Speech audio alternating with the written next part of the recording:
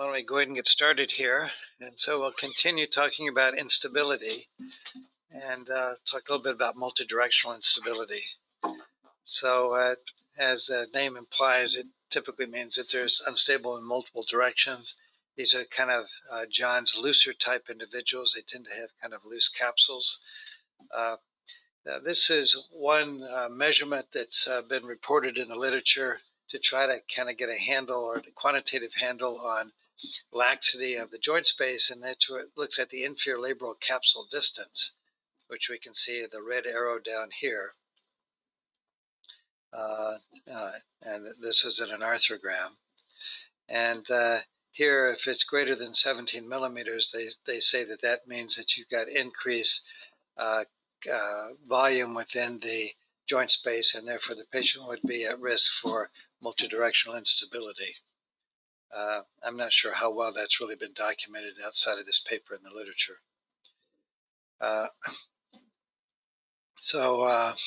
Let me see. Jennifer, what do you think of this case? 51-year-old male. All right, so he fell 2 weeks ago on an abducted shoulder. There is some increased signal along the anterior labrum at the chondrolabral junction. I can't tell if that goes further than that. And there's also some edema along the anterior humeral head at the subscapularis insertion. Okay, so we have a bone injury up there, and then that makes you think that maybe if this patient is unstable, that maybe there was a posterior dislocation. And if we look back here, we can actually see that there's a tear of the posterior capsule, which has been retracted back here and kind of accordion back in this location. And if you look, there is a little bit of bleeding here in the soft tissues posteriorly. This is the next cut up, where you can see that posterior capsular tear in this individual. And that's like a weightlifter pushing too much weight and getting a posterior dislocation, subluxation. Yeah. I'm not well. It's hard to tell, John, as you know, yeah. How much of a displacement there was, unless you're there. Right. So he fell, and I agree with you, Jennifer. I think there was an anterior labral tear here as well in this patient. So that was posterior. And then here's let's see, Michael, what do you think of this one?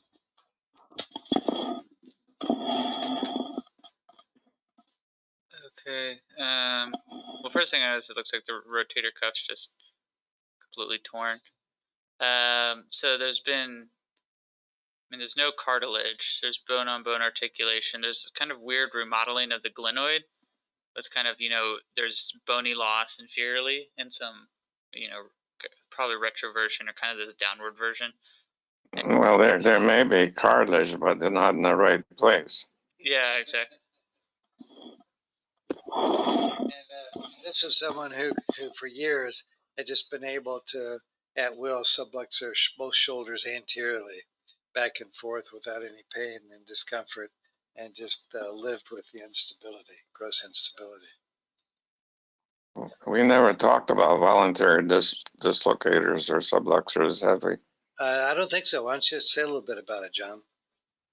Well, one thing that orthopedic surgeons have to worry about is somebody coming into the office who tells you that they've seen other doctors and they just couldn't take care of them, their problem, and then they show you that they can dislocate their shoulder.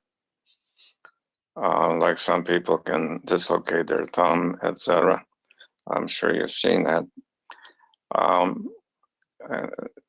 You operate on one of these people, you'll have a patient for the rest of your life, because you'll wind up reoperating over and over again. You cannot fix them.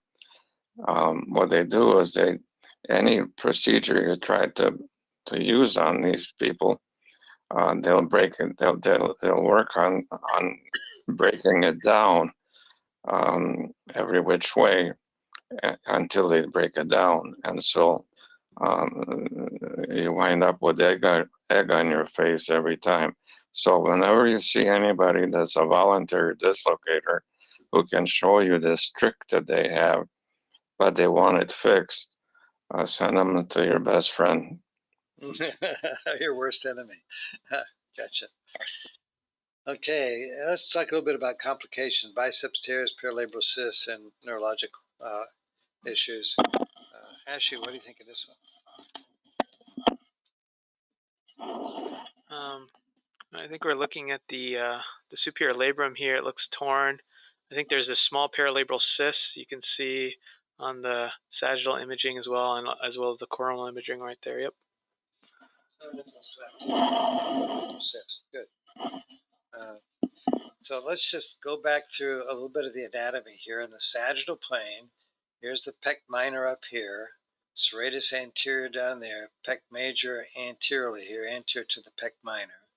You all know the subscap, supra, infra, and teres minor. Then the teres major is down here underneath the teres minor, latissimus dorsi, and we're not quite in the right plane for the triceps.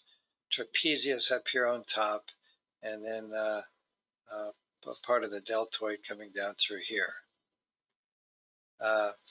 So when we look at this, these muscles, as you're all aware of, are all innervated with nerves, and the teres minor typically gets its innervation primarily from the axillary nerve coming across here, going through the subscapular space. Then the supraspinatus and infraspinatus get innervated through the nerve going through the spinoglenoid notches. So we'll be talking about those coming up here.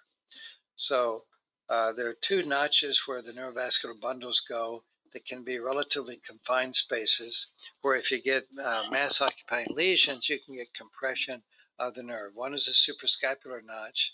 It's a superior border of the scapula, just medial to the base of the coracoid process. They describe different kind of notches, but generally that's what we're primarily looking for here as a mass lesion, and it's almost always a cyst, and they're usually paralabral cysts coming from the superior labrum. Then more inferiorly, there's a spinoglenoid notch. So here would be kind of the two notches. Here is the suprascapular nerve coming across here. Here's the supraspinatus muscle.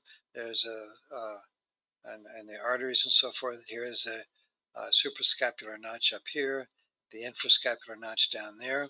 So as you get a mass up and around the suprascapular area, you will get the nerve more proximally, and then you can have the supraspinatus, infraspinatus, sometimes a portion of the teres minor muscles involved there.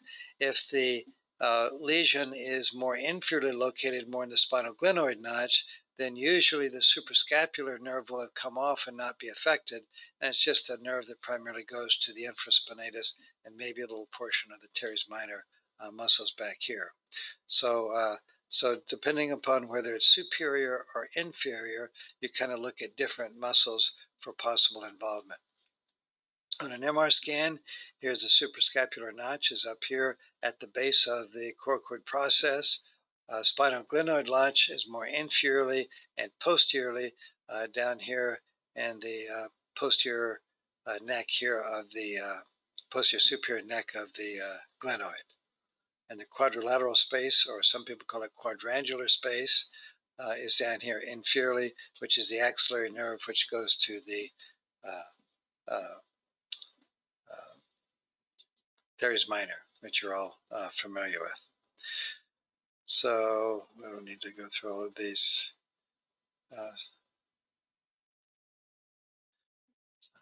I think it also goes to the deltoid.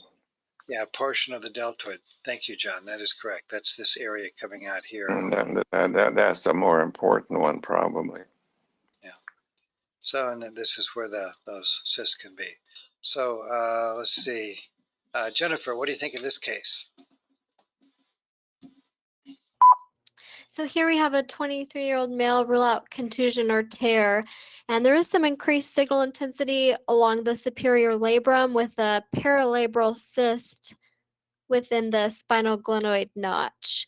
So I'd want to evaluate the muscles further to see if there's any denervation. What do you think about the muscles on this image? Looks like there is some mild increased signal intensity. I can't tell if we're at the junction of the I think we're in the infraspinatus territory or fairly close to the junction. Well, we should be. I think this is supraspinatus coming across here, so I didn't quite read the textbook. This is a spinoglenoid notch. I think this one extended a little bit more superiorly also into the suprascapular notch as well. Not too much, but here it is in the sagittal plane. And what you can see here, well, what do you see as far as the muscles go here? Well, here there is still some mild increased signal intensity in the supraspinatus, and it looks like that cyst is adjacent to the inferior aspect of the supraspinatus. The infraspinatus is slightly increased signal intensity as well. Yeah, the superior 2/3, and that's often a borderline between the supraspinatus nerve and the axillary nerve coming down here, and this is the teres minor, which looks fine down through here. So there we can see that there is kind of diffuse increased signal intensity compatible with a denervation edema pattern seen in this patient with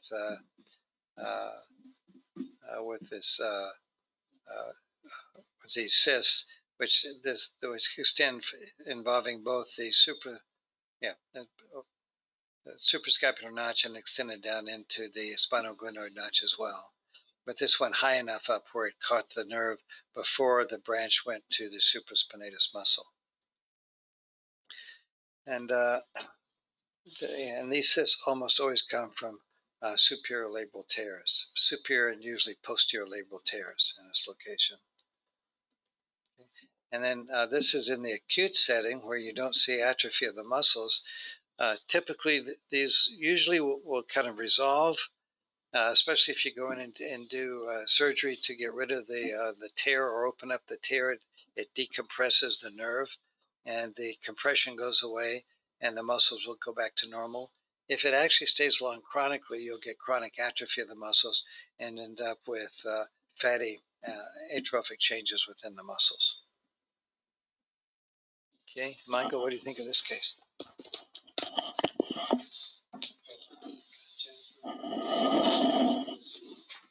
Okay, so axial PD fat sats. So we're seeing a cystic structure kind of posterior or medial to the posterior glenoid with a labral tear, so it's a paralabral cyst. And it looks like it's kind of in the spinoglenoid notch region. So this is lower down in the spinoglenoid notch. What do you think of the muscles? And so if you look at the infraspinatus, it looks maybe it's a little bit increase in signal compared relative to the other rotator cuff muscles, and maybe there's kind of mild fatty atrophy, but it's getting denervated.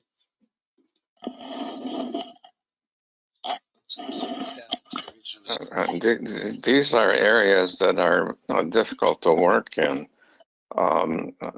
surgically, and interesting. The new Campbell's gives you directions as to which way to go surgically to go for these cysts. That's the first time that I remember seeing it in a Campbell's book. We have 4 volumes again. One time we had 5, initially 2.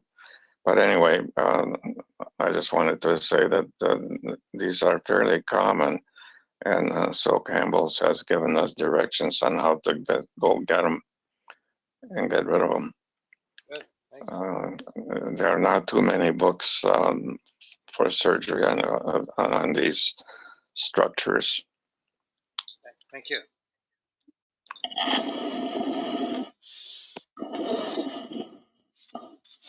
Okay, This looks like an older image, sagittal MRI. We see fluid within the spinal glenoid notch there. A little bit of increased signal within the supraspinatus and infraspinatus as well, I think. It's hard to really tell though. Yeah, as compared to the teres minor and subscap, yeah. Jennifer, here's an arthrogram. What do you think of this patient? It's a T1 axial image after arthrogram injection.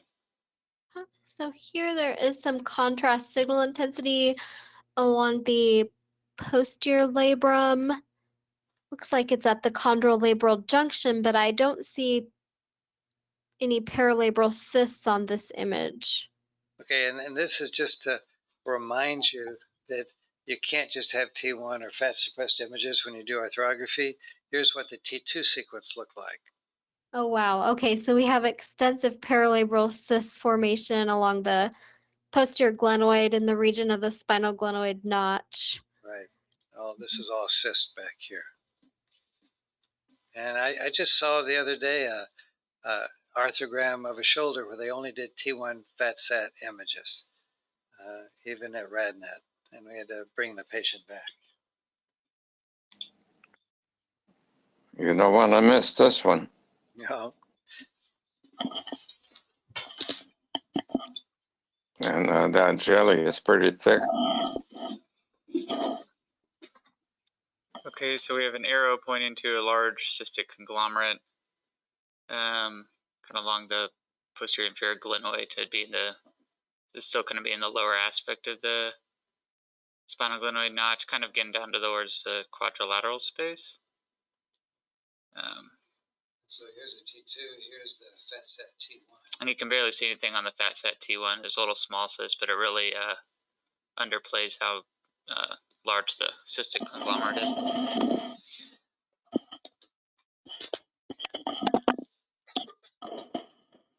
All right, so shot and left while wearing a bulletproof Kevlar jacket.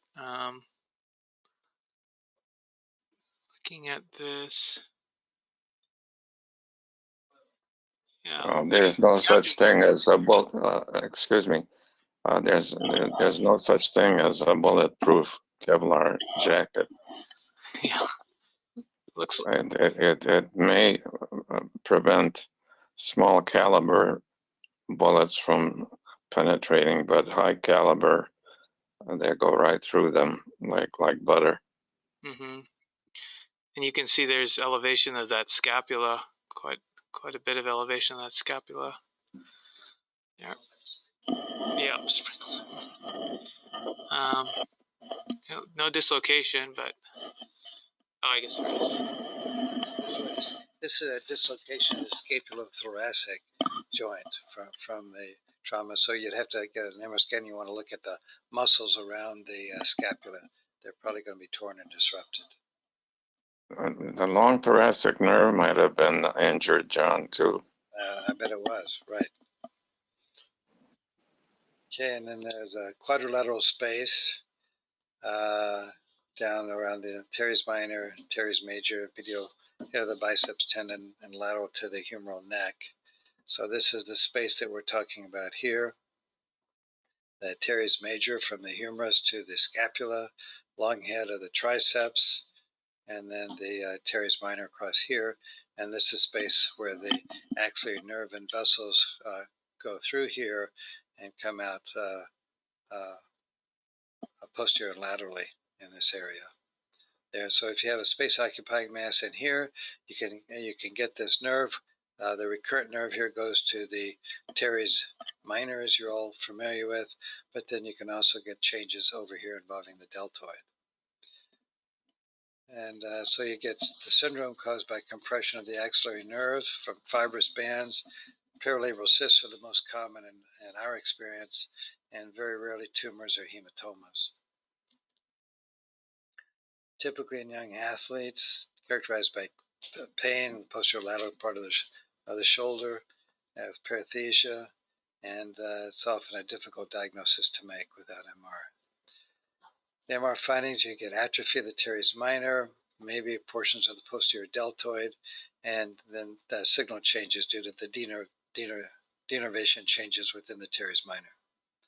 Now we see atrophy teres minors all the time without like a quadrilateral space lesion. Right, exactly. So, and I'm not sure what that is. I think a lot of those might have been previous injuries to the teres minor, and they didn't heal very well and just became atrophic. And some of the athletes that we see who have labral disease, I think some of them were inferior labral tears that probably had a paralabral cyst in the past, probably compressed it. It was never diagnosed, and then the cysts finally just went away, and they were left with an atrophic teres minor. I've seen that more with the infraspinatus, but I've also seen that with the teres minor as well. And some of these people were Major League Baseball pitchers, so and some of them, the rest of the muscles are incredibly large. They just have a single muscle that's atrophied. I think I've shown an example of a couple of baseball pitchers with that. And I have some images of masses in the quadrilateral space, but I guess we'll get to those when we get to the mass sections. Okay, any questions about instability? Okay, John and Jennifer, I'm gonna cut out here, and then I'm gonna